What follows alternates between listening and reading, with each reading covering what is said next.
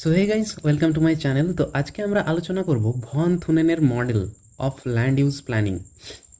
অর্থাৎ আমরা এগ্রিকালচার লোকেশনের ক্ষেত্রে ভন থুনেন যে মডেল দিয়েছিলেন সেই মডেল সম্পর্কে আমরা আজকে আলোচনা করব। তো তার আগে যারা যারা চ্যানেলে নতুন তারা চ্যানেলটি সাবস্ক্রাইব করে নিন এবং পাশে থাকা বেল আইকনটি প্রেস করে দিন, যাতে আমার আপলোড করা ভিডিওগুলি পরবর্তীকালে আপনারা সহজে পেয়ে যান।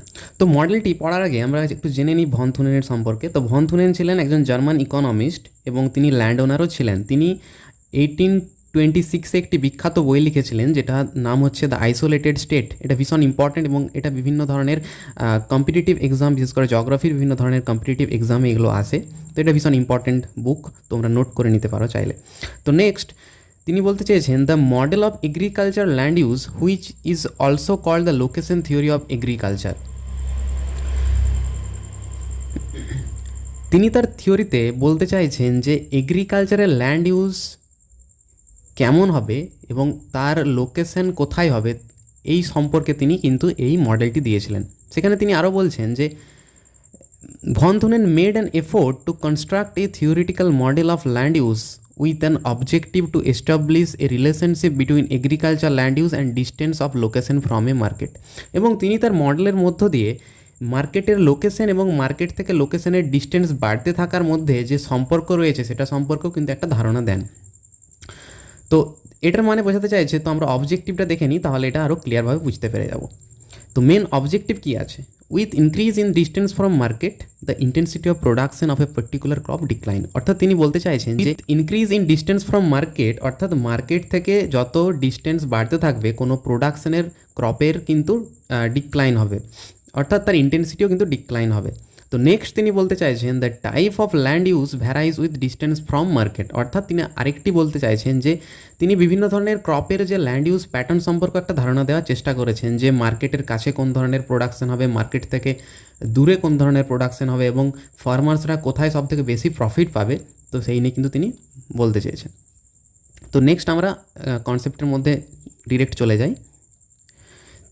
এই কনসেপ্টটা দেওয়ার জন্য তিনি কিন্তু কতগুলো অ্যাজাম্পশন হিসাবে ধরে নিয়েছিলেন, যেটা কি বলেছিলেন যে the city is located centrally with an isolated state. অর্থাৎ যেখানের কথা তিনি বলেছেন the city is located centrally with an isolated state, অর্থাৎ সিটিটা কিন্তু একটা আইসোলেটেড স্টেটের মধ্যে হবে। আইসোলেটেড স্টেট কথার অর্থ হচ্ছে যে একটা বিচ্ছিন্ন স্টেট যেটা আর 5টা জায়গার থেকে আলাদা, সেটাকে বলা হচ্ছে আইসোলেটেড স্টেট। নেক্সট তিনি বলতে চাইছেন the isolated state is surrounded by unoccupied wilderness. অর্থাৎ ওই যে আইসোলেটেড স্টেটটা থাকবে তার সারাউন্ডে কিন্তু পুরো ফেলো ল্যান্ড থাকবে। Okay, the climate and the plain is homogeneous and the plain is also flat. তিনি এখানে হোমোজিনিয়াস কন্ডিশনের কথা বারবার বলেছেন, প্রত্যেকটা জিনিসের ক্ষেত্রেই কিন্তু এখানে হোমোজিনিয়াস কন্ডিশনের কথা বলেছেন। কারণ এই মডেলটি যেহেতু একটা ইকোনমিক মডেলও আমরা বলতে পারি, যে কোথায় বেশি প্রফিট হবে কোথায় কম প্রফিট হবে, এই জন্য তিনি কি করেছেন একটা সমানুপাতিক একটা ধরে নিয়েছেন যে একটা ক্লাইমেট এবং তার যে প্লেন থাকবে, অর্থাৎ যে সমভূমি হবে সেই জায়গাটি, অর্থাৎ কন্ডিশন, ক্লাইমেটিক কন্ডিশনের ওপরেও কিন্তু অনেক কিছু কিন্তু ডিপেন্ড করে। অর্থাৎ ক্লাইমেট কিন্তু অনেক কিছুকে আমাদের কন্ট্রোল করে। যেমন কোনো জায়গার ক্লাইমেট যদি ডেজার্ট হয়, তো সেখানে আমাদের নর্মালি আমাদের যে গ্যাঙ্গেটিক প্লেন রয়েছে বা প্লেন এরিয়া রয়েছে, সেই প্লেন এরিয়ার মতো কিন্তু সেখানে কিন্তু কোনো ক্রপ কিন্তু সেখানে কিন্তু চাষ করা যাবে না। তো সেই কারণে সেখানে বিভিন্ন ধরনের যে ড্রাই এরিয়াতে যেগুলো ভালো হয় সেগুলো সেখানে করা যায়। তো সেরকম কিছু ক্লাইমেটও কিন্তু এখানে একটা ভীষণ ইম্পর্টেন্ট ফ্যাক্টর। তাই তিনি এখানে বলেছেন যে সব জায়গার ক্লাইমেট কিন্তু সেম হবে। কী কারণে বলেছেন? কারণ এই মডেলটা ছিল তার একটা অ্যাজাম্পশন বেসড মডেল এবং তিনি পার্টিকুলার সব জায়গার ক্ষেত্রেই কিন্তু সেম ধরে নিয়েছিলেন, যার কারণ একটাই যে প্রত্যেকটা জায়গাতে সমানভাবে আমাদের যে ফার্মার্সরা যা প্রফিট পাবে সব সমানভাবে প্রফিট পাবে এবং মার্কেটের কাছে যে সমস্ত প্রোডাকশন হবে সেগুলো সমানভাবে সব জায়গাতে একই রকম প্রোডাকশন হবে, এটার কথা তিনি বলেছেন। তারপর আরেকটা বলেছেন transport cost is also uniform and labour cost is also uniform. এখানে বলেছেন যে ট্রান্সপোর্ট কস্ট যে রয়েছে সে ট্রান্সপোর্ট কস্টও কিন্তু সব জায়গার ক্ষেত্রে একই রকম এবং লেবার কস্টও কিন্তু একই রকম। অর্থাৎ সে আইসোলেটেড স্টেটের মধ্যে ট্রান্সপোর্ট কস্ট এবং লেবার কস্ট কিন্তু সেম থাকবে। Farmers are the রেশিওনাল economic man. রেশিওনাল economic man বলতে যেটা বোঝায় সেটা হচ্ছে ফার্মার্সরা ওখানে যা থাকবে তারা হচ্ছে যে তাদের ম্যাক্সিমাম প্রফিটটাকে তারা দেখার চেষ্টা করবে, অর্থাৎ তাদের যে ম্যাক্সিমাম যে প্রফিট কোথায় কোন ক্রপটা চাষ করলে সবথেকে বেশি প্রফিট আসবে, তো সেটার কথা তারা অল টাইম ভাববে। তার জন্য এখানে বলা হচ্ছে দ্য রেশিওনাল ইকোনমিক ম্যান। তো নেক্সট আমরা এই ডায়াগ্রামটাতে দেখতে পাচ্ছি যে ভন থুনেন কিন্তু তার যে মডেলটা বানিয়েছেন সেই মডেলটা কিন্তু তার নিজের পুরোটা নয় অ্যাকচুয়ালি, সেটা আমরা একটা ক্রিটিসিজমও বলা চলে সেটাকে। এটা কিন্তু একটা ডেভিড রিকার্ডো একটা মডেল দিয়েছিলেন। ওকে, ডেভিড রিকার্ডোর একটা মডেল থেকে তিনি এটা নিয়েছেন যে according to David Ricardo people settlement according to fertility of land, অর্থাৎ যেই জমির সবথেকে উর্বরতা শক্তি বেশি সেই জমির কাছেই কিন্তু পিপল সেটেলমেন্ট করবে। এটা নর্মালি, কারণ আমরা কি জানি, কারণ ভন থুনেন যেই সময় মডেল দিয়েছিলেন 1826 কাছাকাছি, সেই সময় কী ছিল, বিভিন্ন ধরনের ইন্ডাস্ট্রিয়ালাইজেশনও খুব একটা হয়নি, অর্থাৎ বিভিন্ন কান্ট্রি সেখানে কী ছিল, সেখানে এগ্রিকালচার বেসড ছিল। ওকে, তাই সবাই চেষ্টা করতো তার ইকোনমিক প্রফিটেবলের জন্য কৃষিকাজটাকেই বেছে নিতে, তাই তারা চেষ্টা করতো যে সবথেকে বেশি ইয়েল্ড যাতে হয় কোনো ক্রপের, তো সেই জন্য তারা একটা ফার্টিলিটি ল্যান্ডের কাছে তারা সেটেলমেন্ট করার চেষ্টা করতো। তো এই কনসেপ্ট থেকে তিনি এই কনসেপ্টটা দিয়েছেন। তো এখানে আমরা দেখতে পাচ্ছি দ্য সেম কনসেপ্ট, আমরা এখানে দেখতে পাচ্ছি উৎপাদন পার হেক্টরে, এখানে ভার্টিক্যালি আমরা দেখতে পাচ্ছি কতগুলো নাম্বার রয়েছে, এবং আমরা হরাইজন্টালি দেখতে পাচ্ছি আমাদের এই এরিয়াটা, এটা হচ্ছে this area is called the market, এরিয়াটা মার্কেট, কোর মার্কেট এরিয়া, এবং এ হচ্ছে এখানে সাব মার্কেট এ, এবং বি সাব মার্কেট এবং সি সাব মার্কেট। তো আমরা এই ডায়াগ্রামের মধ্যে সিম্পলি কি দেখতে পাচ্ছি যে মার্কেট থেকে যত ডিস্টেন্স ইনক্রিজ করছে, অর্থাৎ মার্কেট থেকে যত ডিস্টেন্স ইনক্রিজ হচ্ছে, আমরা কিন্তু ইয়েল্ড কিন্তু কমে যাচ্ছে। তো এখানে তোমরা দেখতে পারো যে এ মার্কেটে আমাদের ইয়েল্ড কত আছে, 250 ইয়েল্ড আছে পার হেক্টারে, কিন্তু সেখানে বিতে সেখানে কমে চলে আসছে 200-এর কাছাকাছি, এবং সিতে সেখানে আরও কমে যাচ্ছে। এইভাবে তিনি একটা ধারণা দিয়েছিলেন যে আমাদের মার্কেটের কাছে কিন্তু ইয়েল্ড বেশি থাকে, এই জন্য মার্কেটের কাছে কিন্তু এখানে ইন্টেন্সিভ কাল্টিভেশনটা হয়, এবং এই কারণে এখানে ইন্টেন্সিটিও বেশি থাকে কাল্টিভেশনে, এবং যত মার্কেট থেকে ডিস্টেন্স বাড়তে থাকবে তত কিন্তু ক্রপের কিন্তু ইয়েল্ড অর্থাৎ প্রোডাকশান কিন্তু ক্রপের কিন্তু কমে যেতে থাকবে। ওকে, ডিস্টেন্স বাড়ার সাথে সাথে কিন্তু এটা কমে যাবে। তো এই ইয়েল্ডের কনসেপ্টটাকেই পরবর্তীকালে ভন থুনেন লোকেশনাল রেন্টের কনসেপ্ট দিয়েছিলেন। তো ইয়েল্ডের সাথে এবং লোকেশনাল রেন্টের কিন্তু একটা সম্পর্ক আছে। তো সেম লোকেশনাল রেন্টের কথা তিনি কি বলেছেন যে মার্কেট থেকে যত ডিস্টেন্স বাড়বে তত কিন্তু আমাদের কিন্তু যে লোকেশনাল রেন্ট আছে সেই লোকেশনাল রেন্টও কিন্তু কমতে থাকবে। এখানে লোকেশনাল রেন্টের সাথে একটা রিলেশন আছে, কিরম যে মার্কেটের কাছে কি হয় যে ইয়েল্ড রেটও কিন্তু বেশি, অর্থাৎ মার্কেটের কাছে কোনো ক্রপের উৎপাদন বেশি। কি কারণে না, সেখানে মার্কেটের কাছে বেশিরভাগ মানুষ কি করে যে সেখানে ক্রপ চাষ করতে চায়। তো এই কারণে সেখানে কিন্তু ইয়েল্ড রেট বেশি, এবং সেখানে বিভিন্ন ধরনের মডার্ন টেকনোলজি ইউজ করা হয় মার্কেটের কাছে, যাতে কি হয় যে দ্রুত তাড়াতাড়ি প্রোডাকশন দেওয়া যায়। ওকে, এই জন্য এখানে ইয়েল্ড রেট বেশি, এবং ইয়েল্ড রেট বেশি হওয়ার জন্য এই জায়গার ডিমান্ডটাও কিন্তু অনেকটা বেশি। তাই মার্কেটের কাছাকাছি যে সমস্ত সাব মার্কেটগুলো রয়েছে, সেসব সাব মার্কেটগুলো যেমন সাব মার্কেট সাব মার্কেট যেমন এ রয়েছে, তো এইখানে এতে কিন্তু ইয়েল্ড রেট বেশি হওয়ার জন্য লোকেশনাল রেন্টও কিন্তু বেশি। আমরা এখানে দেখছি যে লোকেশনাল রেন্ট কিন্তু এখানে আছে 250, এবং বিতে আমরা দেখছি 200-এর কাছাকাছি, এবং সিতে দেখছি 150-এর কাছাকাছি। এই জন্য তিনি এই যে ইয়েল্ড এবং লোকেশনাল রেন্টের মধ্যে একটা রিলেশন খুঁজেছেন, অর্থাৎ ভন থুনেন কী করেছেন যে তিনি ওই ডেভিড রিকার্ডোর কনসেপ্টটাকে নিয়েছেন। ডেভিড রিকার্ডোর যে কনসেপ্টটা ছিল আমাদের ইয়েল্ড পার হেক্টরের উৎপাদনের কনসেপ্ট ছিল, এবং সেই কনসেপ্টটাকেই তিনি লোকেশনাল রেন্টে ট্রান্সফার করেছেন, এবং তার মতো করে তিনি একটা মডেল ডেভেলপ করার চেষ্টা করেছেন। অর্থাৎ ইয়েল্ড বাড়ার সাথে সাথে কিন্তু লোকেশনাল রেন্টও কিন্তু বাড়ে, অর্থাৎ ইয়েল্ডের সাথে লোকেশনাল রেন্টেরও একটা কিন্তু রিলেশন রয়েছে। তো নেক্সট আমরা এই ডায়াগ্রামটাতে দেখতে পারি যে এই যে আমাদের ইয়েল্ড দেখছি এবং লোকেশনাল রেন্ট দেখছি মার্কেট এর কাছে, কোনো কিছু প্রোডাকশান বা কোনো কিছু ক্রপের ক্ষেত্রে বা কোনো কিছু ক্রপের প্রফিটের ক্ষেত্রে কিন্তু ট্রান্সপোর্ট কস্টটাও কিন্তু একটা মেন ইম্পর্ট্যান্ট থিংস। সেখানে ট্রান্সপোর্ট কস্ট যদি বেশি বেড়ে যায় তো সেখানে কোনো ক্রপের কিন্তু সেখানে লাভ কমে যায়। তো এই ক্ষেত্রে আমরা যেটা দেখতে পাচ্ছি যে এখানে ভার্টিক্যালি আমরা দেখতে পাচ্ছি কস্ট অফ প্রোডাকশন, অর্থাৎ এখানে কিছু নাম্বার রয়েছে যেগুলোতে আমরা কস্ট অফ প্রোডাকশন দেখাচ্ছে। এবং আমরা যদি হরাইজন্টালি দেখি, এগুলো হচ্ছে মার্কেট, অর্থাৎ market A, market B, market C, market D. এবং এটা কি হচ্ছে, ডিস্টেন্স ইনক্রিজ হচ্ছে মেন মার্কেট থেকে, অর্থাৎ এই জায়গা থেকে ডিস্টেন্স কিন্তু এদিকে ইনক্রিজ হচ্ছে। ওকে, তো এরপর আমরা দেখছি যে কস্ট অফ প্রোডাকশন কিন্তু আমরা প্রত্যেকটা জায়গার একই রেখেছি, অর্থাৎ আমরা এখানে মার্কেট এরও কিন্তু cost of production 20, market B এরও cost of production 20, market C এরও কস্ট অফ প্রোডাকশন 20 এবং ডি এরও 20। তো এরপর আমরা দেখে নেব যে ট্রান্সপোর্ট কস্টটা কীভাবে বাড়ছে ডিস্টেন্স বাড়ার সাথে সাথে। আমরা এখানে দেখছি যে মার্কেট এ থেকে কস্ট প্রোডাকশন হচ্ছে, মানে কোনো একটা ক্রপের প্রোডাকশন করতে খরচা হচ্ছে 20 টাকা, যদি আমরা দেখে নিই 20 টাকা যদি খরচা হচ্ছে, তো এর সাথে কী হচ্ছে, ট্রান্সপোর্ট কস্ট মার্কেট এতে হচ্ছে 10 টাকা, মানে টোটাল হচ্ছে 30 টাকা। যদি আমরা ধরে নিই যে টোটাল 50 টাকা একজন কৃষক তিনি তার কোনো কিছু তিনি উৎপাদন করেছেন, তার রেট তিনি বেঁধেছেন 50 টাকা, 50 টাকা তিনি রেট মার্কেটে বিক্রির জন্য তিনি নিজে বেঁধেছেন। তো এক্ষেত্রে আমরা দেখতে পাচ্ছি যে এখানে কস্ট অফ প্রোডাকশন 20 টাকা খরচা হচ্ছে এবং ট্রান্সপোর্ট কস্ট 10 টাকা, তো তার মিলে মোট খরচা হচ্ছে 30 টাকা এবং তার সাথে লাভ হচ্ছে 20 টাকা।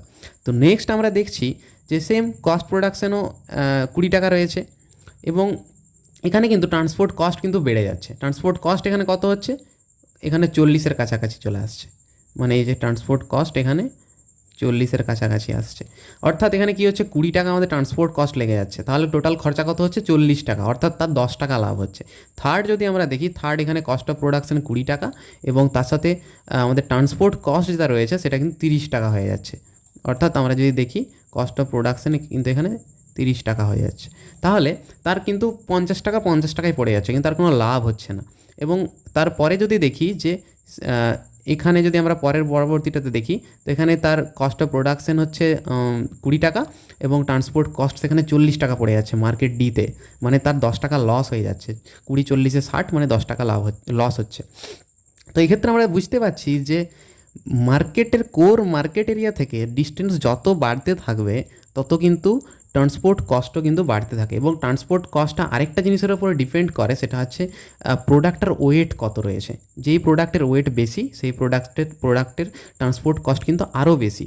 তো এই মডেলের মাধ্যমে আমরা এটা বুঝতে পারলাম যে মার্কেট থেকে যত ডিস্টেন্স ইনক্রিজ হবে ট্রান্সপোর্ট কস্টেরও কিন্তু একটা ডিফারেন্স আসবে, অর্থাৎ বাড়বে।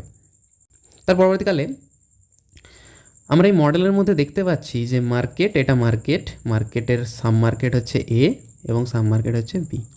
ওকে, তো প্রথমে আমরা দেখতে পাচ্ছি এই যে এরিয়াটা রয়েছে, অর্থাৎ এই যে এরিয়াটা রয়েছে মার্কেটের একদম কাছের এরিয়াটাতে আমরা কি দেখতে পাচ্ছি যে intensity of cropping is high, অর্থাৎ ইন্টেন্সিটি এখানে খুব বেশি ক্রপিংয়ের। অর্থাৎ কেন, এটা আমরা যদি দেখি, intensity of cropping is high of the market এ because the land holding size is small.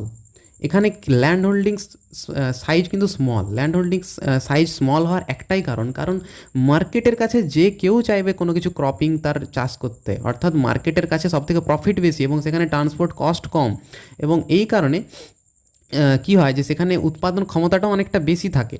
এই জন্য সেখানে বিভিন্ন ধরনের হাই মডার্ন টেকনোলজি ইউজ করা হয় এবং খুব দ্রুত সময়ে প্রচুর পরিমাণে উৎপাদন করা হয়। কী কারণে না, মার্কেটের ডিমান্ড প্রচুর থাকে, মার্কেটের কাছাকাছি এরিয়ার ডিমান্ড খুব বেশি। এই কারণে সবাই কী করে যে মার্কেটের কাছাকাছি কোনো কিছু ক্রপিং প্যাটার্ন করতে। তো এই জন্য intensity of cropping is high, এখানে ইন্টেন্সিটি ক্রপিং এই কারণে হাই। তো এখানে সেম বলতে চাইছে যে market A is nearer to the core market, অর্থাৎ কোর মার্কেটের খুব কাছে, and there the rent is also high and the transportation cost is low, transportation cost low, এবং ডিমান্ড ইজ অলসো হাই, এবং এখানে ডিমান্ডও হাই এবং ইয়েল্ড হাই, এবং এখানে কি উৎপাদন ক্ষমতাটাও বা উৎপাদন শক্তিটাও এখানে বেশি। That's why the majority of farmer try to use the নিয়ারার the land for the increase profit. এই কারণে মেজরিটি অফ যারা ফার্মার্সরা রয়েছে তারা চায় যে সবসময় মার্কেটের কাছে কিছু প্রোডাকশন করতে। এই কী কারণে না, তাদের সব থেকে ম্যাক্সিমাইজ হবে প্রফিটটা। এই কারণে এখানে কিন্তু intensity of cropping is high এই এরিয়াটাতে। নেক্সট আমরা যদি দেখি যে মার্কেট বি মানে মার্কেট থেকে অনেকটা ডিস্টেন্স বাড়ছে, অনেক ডিস্টেন্স বাড়ার সাথে সাথে কী হবে, এখানে ইন্টেন্সিটিও কিন্তু কমতে থাকবে। ওকে, এটা এক্সট্রিম হবে না, এটা এক্সটেন্সিভ হবে, সরি। তো in the market we can see the extensive cropping, এখানে এক্সটেন্সিভ ক্রপিং দেখা যায়। এক্সটেন্সিভ ক্রপিং মানে এটাই যে সেখানে ফার্ম লার্জ থাকবে, অর্থাৎ সেখানে ল্যান্ড হোল্ডিং ক্যাপাসিটি সব থেকে বেশি থাকবে, কিন্তু সেখানে মডারেটলি এবং লোয়ার ইনপুট থাকে। এই কারণে কি হয়, সেখানে ইয়েল্ড সেখানে লো হয়ে যায়, এবং যার কারণে এই জায়গাটা অতটাও জনপ্রিয় নয় প্রোডাকশনের ক্ষেত্রে। এবং এখানে প্রোডাকশানের কী হয়, যেখানে বিভিন্ন ট্রান্সপোর্ট কস্টটাও বেড়ে যায় মার্কেটে নিয়ে যেতে গেলে, এবং এখানে ইন্টেন্সিটিও পিপলের ইন্টেন্সিটিও কম এবং ডিমান্ডও কম। এই কারণে কিন্তু এখানে অনেকটা প্রোডাকশানের রেট কিন্তু কম। তো এই ডায়াগ্রামের মধ্যে আমরা বুঝতে পারলাম যে কোথায় কোন ধরনের ক্রপিং হচ্ছে। ওকে, তো এই যে মডেলটা দেখতে পাচ্ছি, এই যে ডায়াগ্রাম, এই ডায়াগ্রামের উপর বেসড করে তিনি ভন থুনেন কতগুলো রিংয়ের কথা বলেছেন। সেই রিংয়ের কথাগুলোর মাধ্যমে আমরা বুঝতে পারবো যে কোন এরিয়াতে কোন ধরনের ক্রপিং ইজ দ্য বেস্ট। তো নেক্সট আমরা এই যে আইসোলেটেড স্টেটের কথা তিনি বলেছেন, এই আইসোলেটেড স্টেটের সম্বন্ধে আমরা জেনে নেব যে কোথায় কোন ধরনের ক্রপিং করলে সেখানে সবথেকে বেশি ফার্মাররা কিন্তু প্রফিট পাবে। তো এটার কথা আমরা এবার জেনে নেব। এখানে প্রথম আমরা দেখতে পাচ্ছি যে কোর এরিয়াতে কী আছে, কোর এরিয়াতে আছে সিটি, অর্থাৎ সিটি হচ্ছে মেন মার্কেট এখানে রয়েছে। মার্কেটের সাইডে এখানে রয়েছে হর্টিকালচার অ্যান্ড ডেয়ারি, অর্থাৎ এখানে সাইডে ভন থুনেন ডেয়ারি ফার্মিংটাকে তার সাইডেই রেখেছেন। কী কারণে না, বিভিন্ন ধরনের যে ডেয়ারি প্রোডাক্টগুলো হয়, অর্থাৎ যেগুলো নষ্ট হয়ে যায় খুব কম সময়ে, যেমন মিল্ক, ভেজিটেবলস, এগুলো। তো এগুলো ট্রান্সপোর্টের মাধ্যমে দূর থেকে নিয়ে আসলে নষ্ট হয়ে যাওয়ার চান্স থাকে। এই কারণে এখানে তিনি এই হর্টিকালচার এবং ডেয়ারি ফার্মিংটাকে এই সেকেন্ড রিংয়ে রেখেছেন, এবং এটাই মার্কেট গার্ডেনিং বা ট্রাক ফার্মিং নামে পরিচিত। তো পরবর্তী তিনি যেটা রেখেছেন তিনি হচ্ছে ফরেস্ট্রি, অর্থাৎ সেখানে বিভিন্ন ধরনের উড প্রোডাকশন হবে, ফায়ারউড বা লাম্বার প্রোডাকশন। তিনি উড প্রোডাকশনটাকে তিনি এখানে রেখেছেন কারণ তিনি তার কনসেপ্টটা যখন দিয়েছিলেন সেটা ছিল 1826। তো সেই সময় বিভিন্ন ধরনের মডার্ন টেকনোলজি এবং মডার্ন যে এনার্জি সোর্স কিন্তু আমাদের কাছে ছিল না, তাই উড ছিল একটা ভীষণ ইম্পর্টেন্ট সোর্স অফ এনার্জি। এই কারণে কি হয় যে উডের কনসেপ্টটাকে তিনি এখানে নিয়েছেন, এবং এই সমস্ত ডেয়ারি ফার্মিং কিছু ফুড প্রোডাকশনের জন্য কিন্তু এনার্জি, বিশেষ করে উডের এনার্জি ভীষণ ইম্পর্ট্যান্ট। তাই তিনি পরবর্তীকালে এই উডের কনসেপ্টটাকে তিনি রেখেছেন এই পরবর্তী রিঙে তিনি রেখেছেন ক্রপ রোটেশন, অর্থাৎ সেখানে প্রচুর পরিমাণে সেখানে শস্য চাষ হবে, অর্থাৎ সেখানে বিভিন্ন ধরনের হুইট বা প্যাডি এইসবের শস্য চাষ হবে ক্রপ রোটেশনের মাধ্যমে। পরবর্তীকালে তিনি এখানে বলেছেন যে এনক্লোজড ফিল্ডের কথা বলেছেন। এনক্লোজড ফিল্ড মানে যে কোনো একটা ক্রপিং হবে এবং তার সাথে সাথে কিন্তু কিছু ফেলো ল্যান্ড বা কিছু পেস্চার্সও থাকবে, এটার কথা তিনি বলেছেন। এবং তার পরবর্তীকালে 3 ফিল্ড সিস্টেমের মাধ্যমে তিনি বলেছেন যে কোনো একটা এরিয়ার 1/3 ক্রপিং হবে এবং 1/3 ফেলো ল্যান্ড থাকবে এবং 1/3 হচ্ছে প্যাস্চার্স ল্যান্ড থাকবে।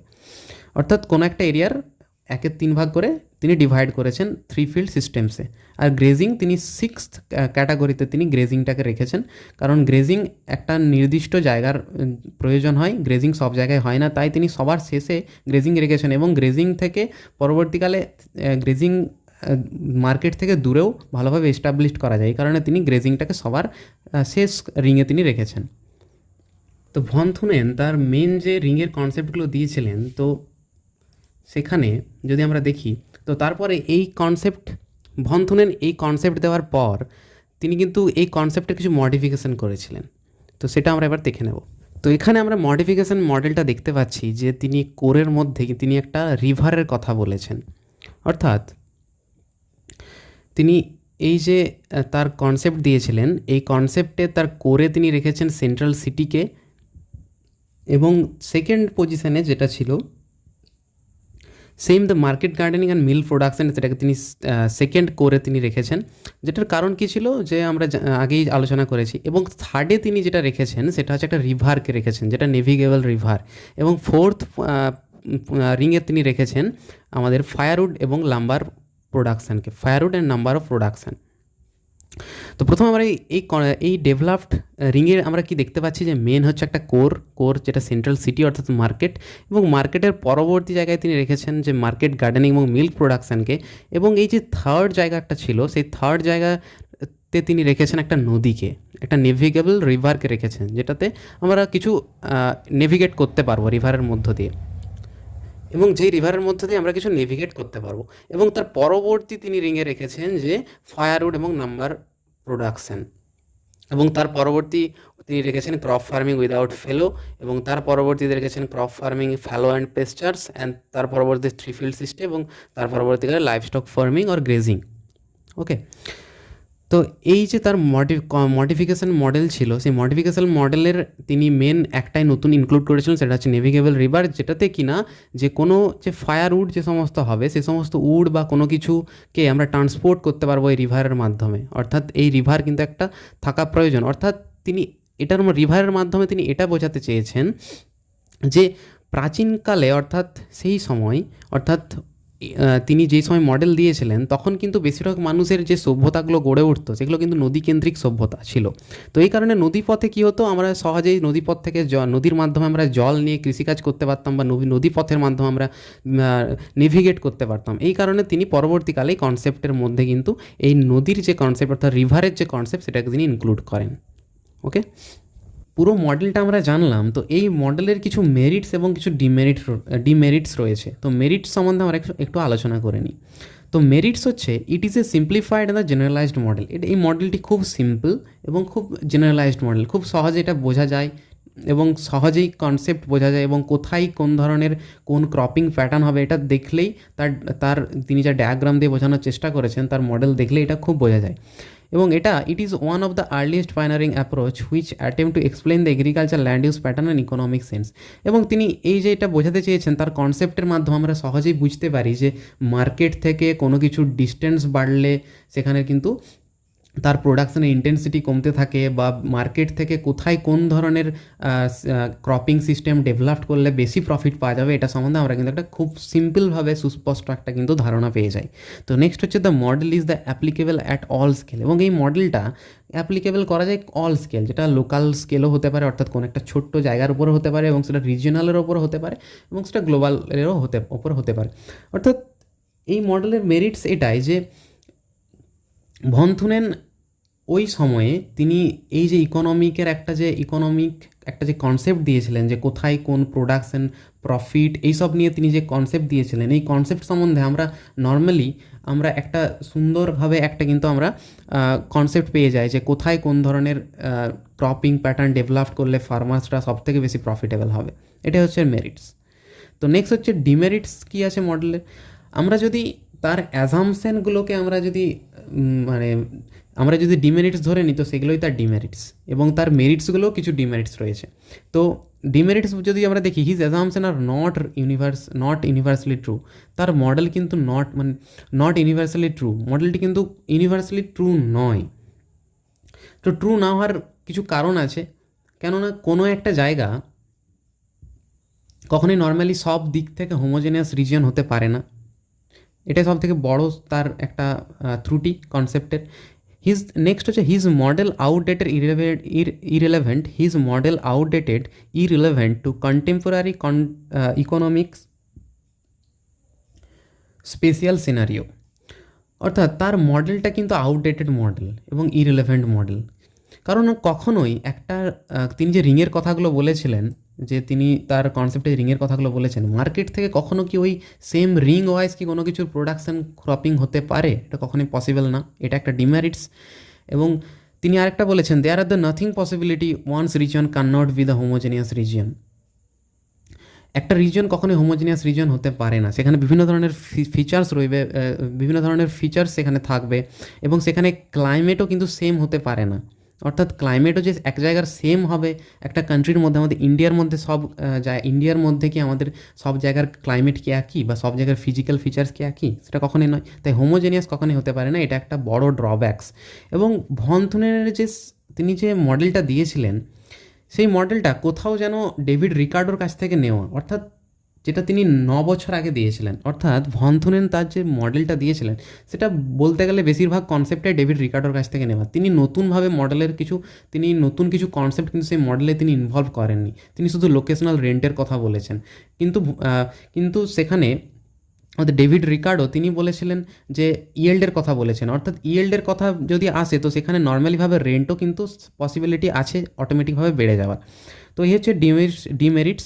তো ডিমেরিটস এবং মেরিটসের কথা বাদ দিয়েও আমরা যদি দেখি যে ভন থুনেনের মডেল কিন্তু অনেকটা ইম্পর্ট্যান্ট, যেটা কিন্তু এখনও অনেকটা ইম্পর্টেন্স রাখে আমাদের ক্ষেত্রে, কারণ আমরা নর্মালিভাবে এর গুরুত্ব অনেকটাই আছে, কারণ আমরা বিভিন্ন ধরনের ল্যান্ড ইউজ প্যাটার্ন আমরা বুঝতে পারি যে মার্কেটের কাছে যতই সেটা একদম তার রিং ওয়াইজ সেম না হলেও রিংয়ে তিনি যেগুলো যেগুলো বলেছেন যে কোনটার পর কোনটা মানে করা উচিত ক্রপিংয়ের ক্ষেত্রে, যদিও সেরম না হলেও কিন্তু এখানে কিন্তু অনেকটা আমাদেরকে কনসেপ্ট দেয়, ইকোনমি সম্বন্ধেও অনেকটা কনসেপ্ট দেয়, প্রোডাকশানের সম্বন্ধেও আমাদেরকে অনেকটা কনসেপ্ট দেয় সেখানে।